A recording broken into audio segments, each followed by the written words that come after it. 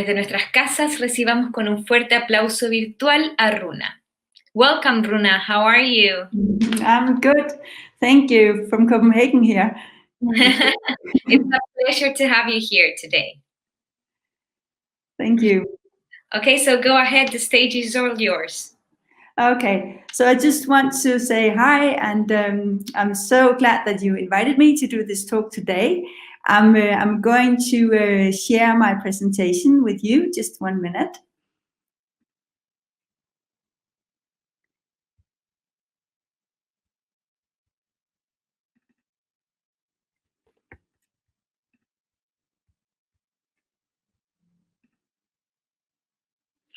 So here it is. I hope that you can share it with the others.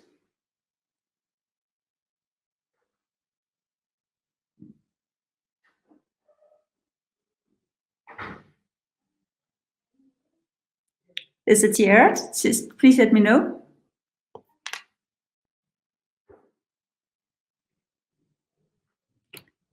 Sorry.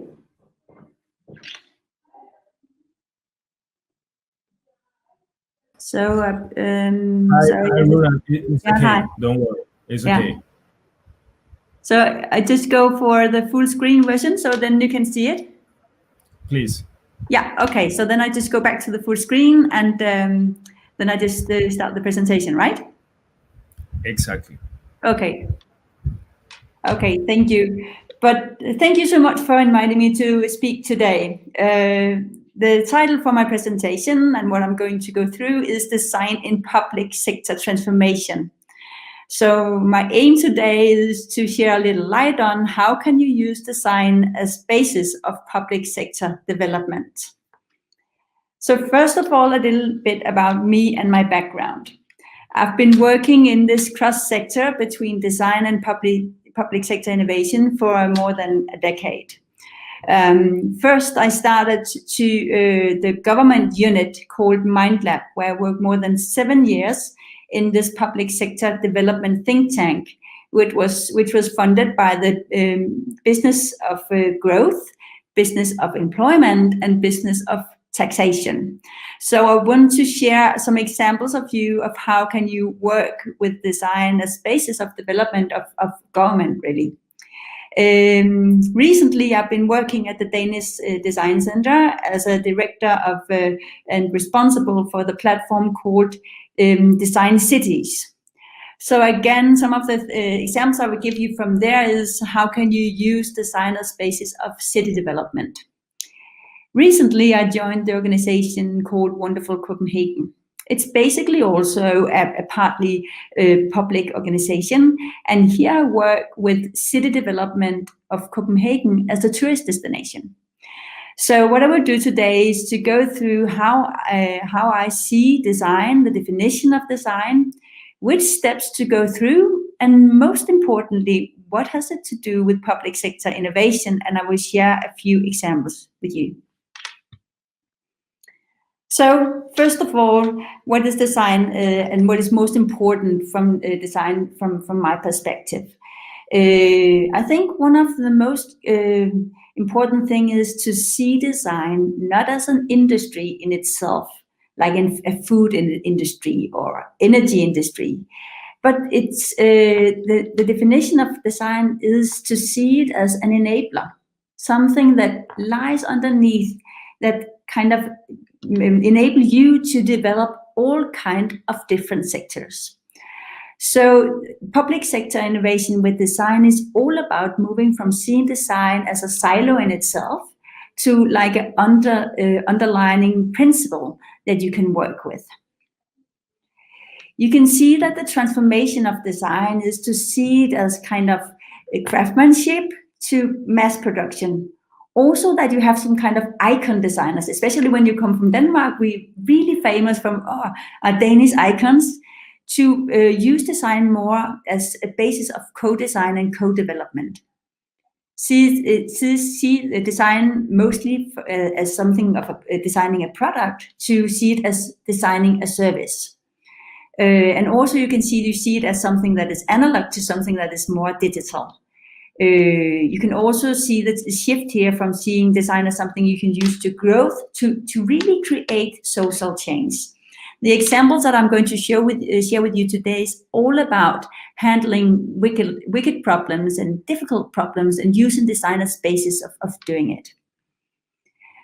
So this model is a model that I've brought with me from MindLab to Danish Design Center. It's actually Danish Design Center's model of the 3 different steps that you have in design, working with it as basis of public sector innovation. And it's round because it's not really steps. You have to go around and around, but starting on the left side corner, one of the really important phases is to explore the problem space that you want to do something with. And I mean really explore it, understanding it with new eyes, understanding what is it really that is on stake here, not from a top-down perspective, but mostly from a bottom-up. Then you kind of co-create new solutions. And this means creating solutions together with the different stakeholders that are embedded in this service or policy. And pretty fast, actually, making the future concrete, trying different things out. So it's basically moving from, if you work with policy, doing a lot of writing of papers, to trying things out and making prototypes and really early stage prototypes. So then now I want to go through this 3 different steps.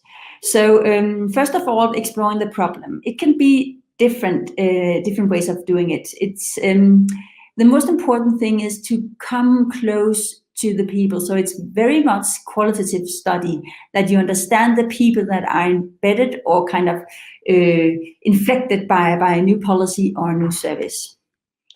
This is an example from MindLab, actually, where we explored one of the services when you got injured at work. In Denmark, at least, you get loads and loads of paper, but no one is really telling you of how can you come back to work and how can you get your life back. So a way of kind of exploring the problem is also to see the service or the policy from the end user's perspectives, and putting and marking the places where it's going wrong or where it's difficult. So this is an example of doing a service journey of a public sector innovation project.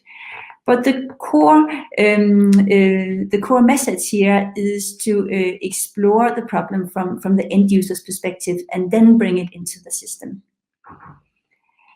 Next phase is co-designing, and I really mean co-designing. And it could be together with customers, citizens, public and private stakeholders and actors. And I think this one is one of the most challenging part when you work in a public sector area, because there is this zero error culture where you try to avoid getting public with anything unless you know that you have the perfect product. So this phase really take a lot of courage, where you put to the table what do you know about the end users and their perspective, and co-creating the new solution together with civil servants, etc. Next phase is to make the future concrete, and it's really about trying to create tangible futures through prototypes. And prototypes is not the same as pilots. It's really, really early stage prototypes.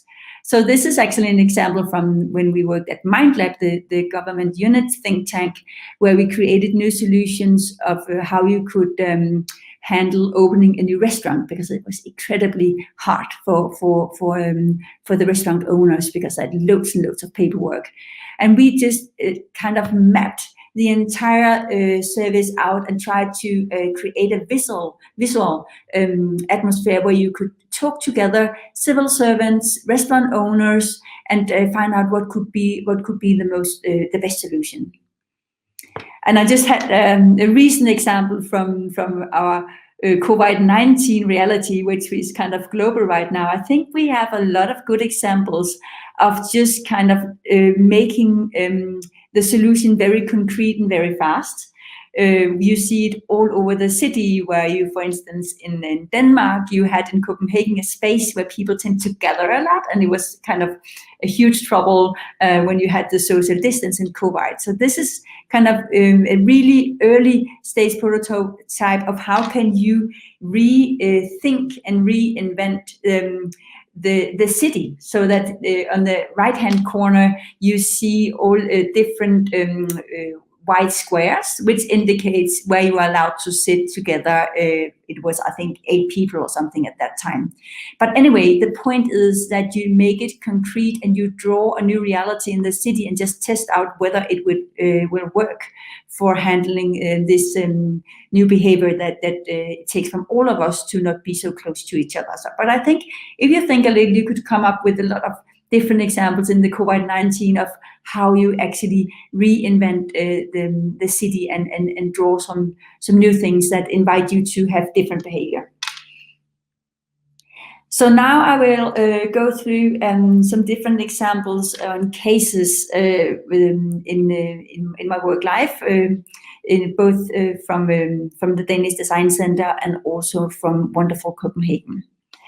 The first example is from a small municipality. What you see here is called a citizen's house. The city, they contacted the Danish Design Center because they wanted help with rethinking one of their key houses actually in the city.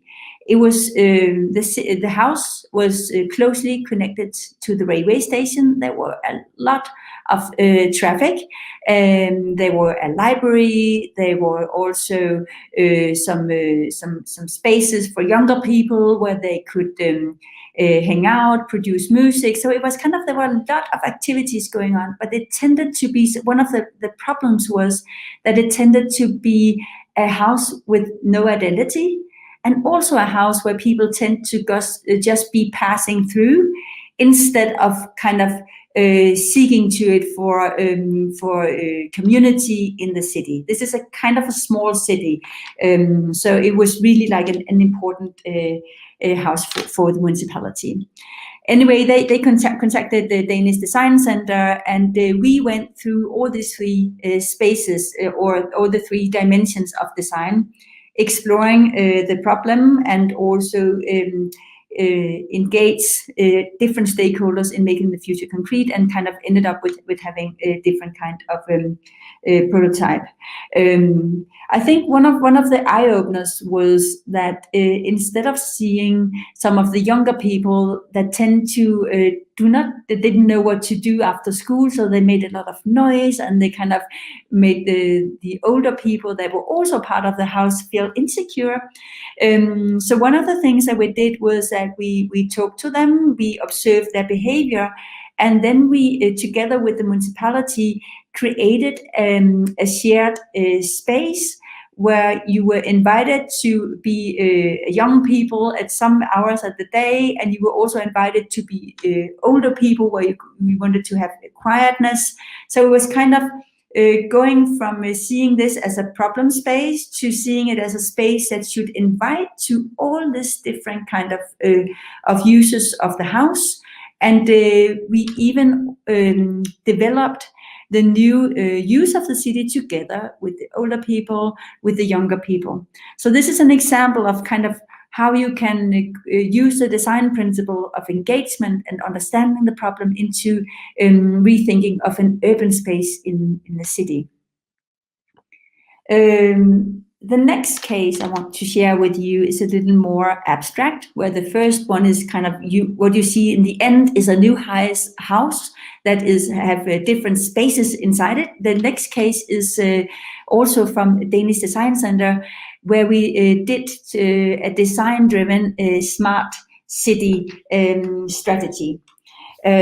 So I think one of the challenges for Copenhagen was, I think, together with a lot of other cities around the world, was that they wanted to have more technology embedded in the everyday life of the municipality, and they wanted to have a strategy of what to do with it. So instead of what I think you tend to do a lot from the municipality side is that sit behind the desk and write the perfect strategy and then try to implement it. This one was a co-development strategy. So during the process, we involved one capital of the region, meaning like the connection of the entire region around Copenhagen area. We had 10 municipalities also involved, and we had citizens and business owners, and we had the different collaborators and stakeholders, and they were all part of developing the strategy. Of course, the capital region, which was the one that wanted the strategy at the very end, they said to us, it's very important for us that we have technology and have some technology together with older people, because it tends to be some of the challenge in the region that they were coming more and more older people, and they tend to put a lot of pressure on the municipality to handle all the different needs. So they said part of the strategy should be to give some insights of how can you handle this burden, really. So what we did was that we engaged both citizens, businesses, and the municipality in co-creation workshops. We also did some design games where we had some of the dilemmas and invited even also politicians to think with us, how could a new solution look like? How would they secure that it was closely embedded in the key message that we had when we talked to the citizens? So we also went to explore the problem and understanding the life with technology for elderly people in greater Copenhagen. So we talked to them, we observed them, and we also had it back and forth, I think actually 3 or 4 times together with the municipality and the civil servants of how can we handle some of the dilemmas and what could the solution look like. So just to give you an example of what it ended up with when we had some of the concepts, for instance, handling some of the challenges with the elderly people that are kind of were not born with technology close to them, so they were kind of having some challenges to engage with technology. But on the other hand, if technology could fulfill some of the needs that they had on daily basis, they were really willing to embed with new technology in their life. It should just be very, very carefully explained what it could do for them and how they could use technology. So for instance, we had, I think, 5 or 6 different initiatives which we worked back and forth with the municipality. One of the initiatives was, for instance, to have like a technology mentor corps, where the citizens that had a lot of technological skills, and they could help the elderly people to understand how they could use the technology in their life. So it was kind of a peer-to-peer solution that we embedded. So you might ask, why is this design driven? So I would say the most important thing is that we did not try or even think that we could have the perfect solution developed. We developed it across all these different stakeholders and made it more and more finished together. So another case, which is also from the Danish Design Center, is about mobility in rural areas. Even though Denmark is a pretty small country, we are exploring some challenges in rural areas with coming back and forth if you do not have a car at hand, and younger people and older people, especially younger people actually, tend to move away from rural areas because they seek into the bigger city where they are close to their education and close to their daily life, and it ends up with these rural areas getting depopulation. I mean, getting less and less people want to live there. So it was kind of a wicked problem with kind of people are moving away. How can we solve some of this transition with looking at mobility specifically? And again, it was, as you saw with the strategy, we had totally 4 different tracks in this development process. First of all, again, as you saw it with the strategy, we had a citizen track, meaning that we talked to the young people, understood what is important for them in their daily life. It was qualitative research. We also observed them.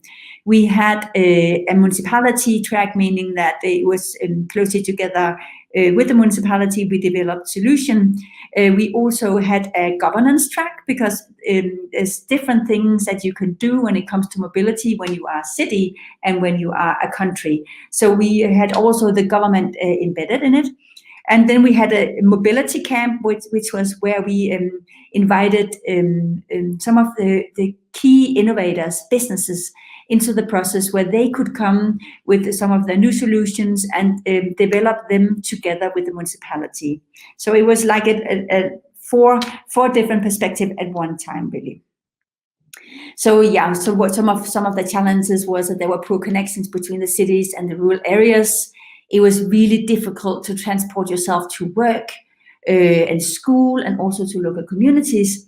And the existing mobility challenge can kind of prevent growth, and people were moving away from the municipality. So that was kind of the thing. So we talked to the end users, and we also co-created some new solutions. And what we came up with is right now in the middle of being implemented. Some of the examples of a prototype and a solution was to use. Some of the challenges is that you have a lot of waiting time when you go waiting on a bus or something, especially a countryside where there might be 1 or 2 hours between the buses.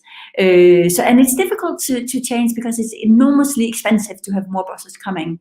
So we kind of defined some mobility hubs where you that were connected to community in the local areas. It could be places where you could go shopping at the same time. It could be places where you could go to the library.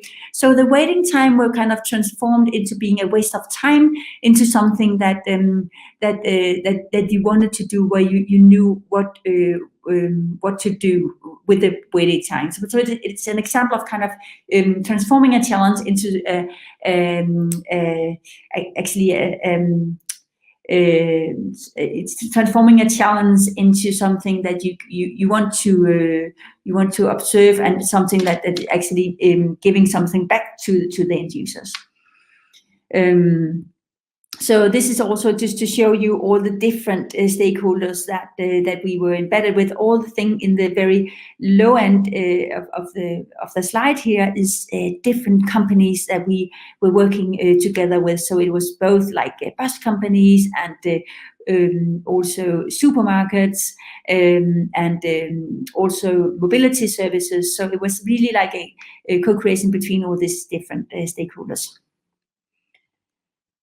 So the last case I want to share with you is a case from my current work in the tourist organization Wonderful Copenhagen.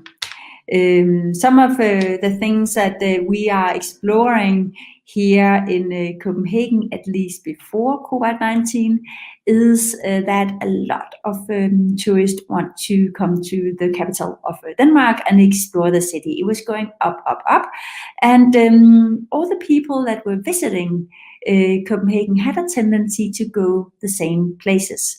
So this meant that we had some major attractions or famous places where people were really gathering, and it was one of the challenges was that the locals living in the areas tend to say, now it's enough and we cannot come back and forth. So there were kind of over tourism problems before COVID-19. And then, on the other hand, very close to the city, we had these areas where no one really wanted to stay. So this is one of the challenges, that people wanted to come to Copenhagen, and one of the areas that we were working with was really close to the city center. It was close to the airport, and a lot of the tourists were really actually staying here. But every time they should do something, going out for dinner or exploring the surroundings, They were just taking the fastest metro into the city center and going where everybody else was going. So the challenge here was to how can you actually inspire both the visitors to stay a little longer and explore this area, because it was actually a pretty good area. There was a lot of world famous architecture, beautiful nature, and also a lot of shopping opportunities. And there were a lack of restaurants, but it had a lot of potential. So we wanted to inspire the tourists to stay in the area, and not to come up with a solution from wonderful Copenhagen of what to do. We wanted, again, as I explained before, the solutions to grow from the bottom up approach. So this is showing some of the challenges. So this is a map of Copenhagen, where the thing you see in the right corner called Amager is the place that we were working with, and it was under an enormous. There were not a lot of people. Only 33% of the locals were using this area for leisure, and only 29 people, the visitors Copenhagen, were actually using this local area. And then if you go to the square with the mark with the really dark blue color called inner city, you could see that all people, both the locals and the visitors, tend to go into the inner city and putting an enormous pressure here. What we also found out was that it was really a paradox here, because it tended to be that the problem with over-tourism was really local. So there could be a street with a lot of people coming, and then you could just go 5 minutes away, and you actually wanted more people and more visitors. So this was the area that we were working at. How can we inspire the tourists to kind of go to some of the places where the locals wanted to have more tourists, and there were a lot of things to do. We developed also the solutions together. We had a qualitative study and a quantitative study, asking both the visitors and the locals and the local businesses how could a new solution what could a new solution look like, and what perspectives should we address. And this is actually a project still going on. So one of the prototypes that we're working with right now is that we found out that there were a lot of free space centrally located close to the hotels, where you could invite artists, young artists, to come and share some of their work, both underneath the ground and also in the urban space outside, and make some really visible attractions that were both, and this is very important, attractive to the visitors and to the locals, so that you had this connection between the one coming and the one staying at the area, because that was one of the core points of the friction that we wanted to address this. So then again, it was through this different phase we explored the problem together with the visitors and the locals and the businesses. We created lots of different prototypes, and now we are trying out. This one is something that we're trying just for 4 or 5 months, and then we are harvesting some kind of feedback and maybe changing the solution, because it has to be early stage prototypes, so that you do not get fixed with one perfect idea that either the tourists do not want it, or the locals don't see the point, or the businesses do not connect to it. So I think from my side, sorry for talking so fast. This was a little sharing from my side. So now I would like to hand it over for the Q&A session. Awesome. Thank you so much for your presentation. Okay, give me just 1 second because I lost the questions. There it is. Okay. I'm going to read the questions first in Spanish and then in English, okay? Yeah.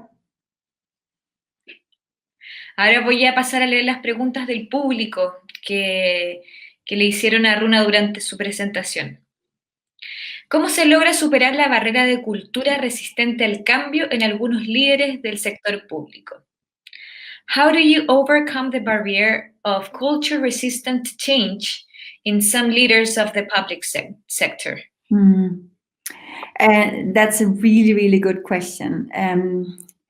What we did at MindLab and also at Danish Design Center was to work closely together with some of the leaders that could be like change leaders within the system. There is a lot of resistance, and I should be frank to say that it's not easy, but you will find, if you work, MindLab were there for like more than 10 years, you will find some in the system that are really keen to do something about it, because you invite, if you invite them, first of all, to be part of the process, but also invite them into understanding the insights that you have when you talk to the end users. There could be a lot of potential for making them driver for change if they see what the problem really is, and what change they want to create in the world. I mean, with the policy that they're working with.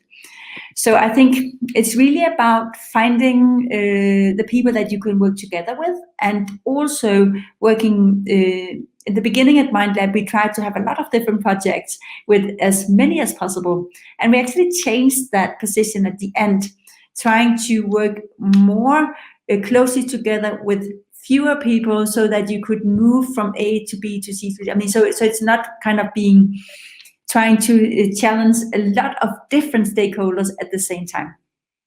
So, but that's just one perspective, yeah. Okay, now the second question. ¿Cuáles son los problemas más comunes en diseñar políticas públicas con muchos colaboradores? Y si es que hay alguna herramienta del diseño para resolverlo. Which are the most common problems in the process of designing public policies with a lot of collaborators? And is it any design tool to solve it? Oh, yeah, that's a really good question. I think some of the challenge is that if you work in a political environment, you might have a really, really short timeline. I mean, there's an election every 3 years or something, and you really want to harvest the primary change effects and measure the effects within your own election period. So I think so it's all about trying to cut it down to step for step effects that you want to see, or the changes that you want to see, and not trying to head for the moon version at the beginning. So I think you should understand where they are and understand what pressure they are on right now, and also show some early stage successes, something small that you can change, that your collaborators can use for something within the system. So I think there should be, every time that you work with design-driven and public sector innovation, there should be some quick wins or early stage wins. So, for instance, inviting them into this room of prototypes could also be a way of engaging them in seeing what could a solution look like, and then also making the prototypes look in a way that they can take it to the system and show it to the colleagues. So it's basically about understanding what does success look like from the perspective of the civil servants, and help them to get it and see yourself as colleagues, and trying to help them with it. And I think design can really do something. I mean, it's very, very appealing, and it's very, very seductive, really, to see all this kind of different solutions right in front of you. So starting with drawing it and doing early stage prototype can also be a way of having some of this engagement and helping. So I think design has the answer is to work really visually, and make your collaborators understand what they could use it for, so they can reach their success. Mm-hmm.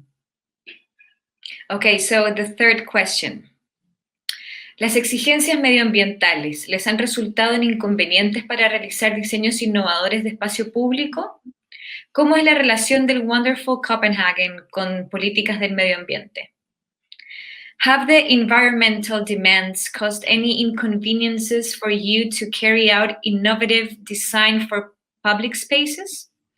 And how is Wonderful Copenhagen's relationship with the environmental policies?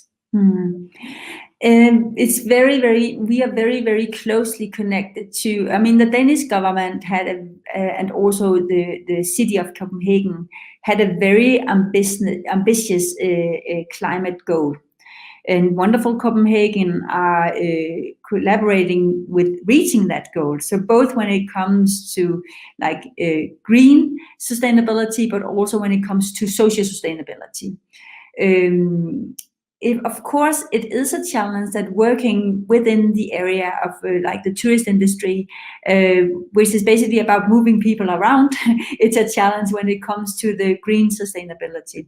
But we always, in all our projects actually, have this core vision of how can you make this more sustainable, or when it comes to the green sustainability and also when it comes to social sustainability.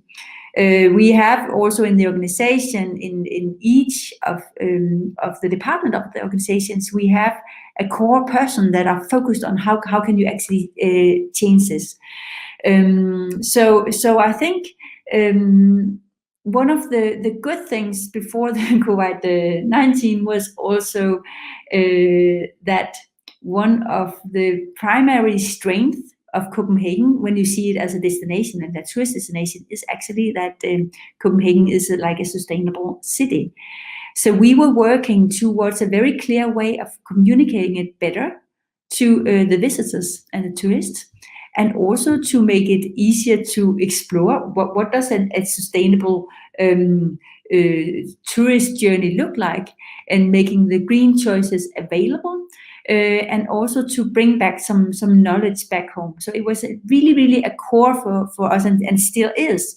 The problem is that we do not have any tourists right now. So we are working a lot with the kind of using this COVID-19 crisis to how can we change the system so we do not come back to some of the challenges that we had before when it comes to density and people gathering together, and also some of the green challenges that we had, and how can we develop some green alternatives, because it's more important than ever. It's very important. Okay, so the fourth question. ¿Cómo sugieres estimular el cambio del seteo mental en una sociedad que desde el discurso habla mucho de innovación, pero en la práctica es lo suficientemente rígida como para darle la oportunidad a través del diseño? How do you suggest stimulating the change of the mental setting in a society that speaks a lot about innovation from the discourse, but in practice is rigid enough to give it the opportunity through the design? Yeah, really good question. I think one of the most important thing is not to see innovation as something you do just for fun and something you do when you want to have inspiration in your everyday life or your everyday work life. I think it's not a coincidence that both MindLab and the Danish Design Center and Wonderful Copenhagen, the development, I'm director of development, so I have an entire department of development. We are part of the organization. So it's not something you do for fun. You have to be colleagues with the people that you try to change. So you're not going to be, I think that's one of the challenges of it, that you tend to be like a satellite that are detached from the really important work or the day-to-day work. The vision, both at MindLab DDC and the Wonderful Copenhagen, is to embed the innovative way of thinking in everything you do, basically. So it's not at all easy, but I think one of the answers is that you should not see innovation as something that is detached. You should attach it into your everyday work, and it requires that you work closely together with the entire organization or your collaborators, because this takes really a lot of trust, which you cannot gain if you're just invited to do some kind of workshop and then you leave again. It has to be a collaborative engagement that you have. Okay, fifth question. You have a lot of questions today. En turismo es importante la colaboración entre el sector público y privado. ¿Cómo fue tu experiencia con estos dos mundos diferentes y usando design thinking? In tourism, it's important the collaboration between the public and private sector. How was your experience with these two different worlds and using design thinking? I've been doing it also in MindLab and Danish Design Center, embedding the businesses and the public sector. There's a different mindset. In private sector, I think the pace and the timing is very fast. It's in a way easier to work with fast prototypes and working back and forth with development, because that's the way you used to do it in private sector, just if you put it very simple. In public sector, it's more a challenge, because you are kind of inviting people to think differently. But when you put it together in these different projects, there's also some kind of really good energy, because basically if you put something in the center of the innovation that both the public and the private sector want to change, mobility in rural areas, for instance, then you have a shared object that have a lot of energy and also a lot of engagement from both places. So I think what you gain out of it is that you tend to inspire both of them, because in private sector they get also inspired of trying to embed with the public sector and vice versa. So I have always actually put them in the same room and made them work together. And I have also talked to them one-to-one and understanding their needs in different ways. So I think, so back to what my experience is, that I would really encourage you to not see it as something that is disconnected, but you should be the one that with design can connect them to each other. Okay, so we have the last question now. ¿Dirías que existe discriminación de género en los espacios donde se trabaja en innovación? Would you say that there is gender discrimination or gender gap in innovation spaces? If there are, can you give us suggestions to face it? I've never thought of it. I've seen a lot of challenges, but I think not really, to be frank. But it might just be I've been working mostly in Denmark and the Danish government, and I have not really explored me being a woman. I have not really explored it as a challenge, or there tend to be more women employed in the design practice than men.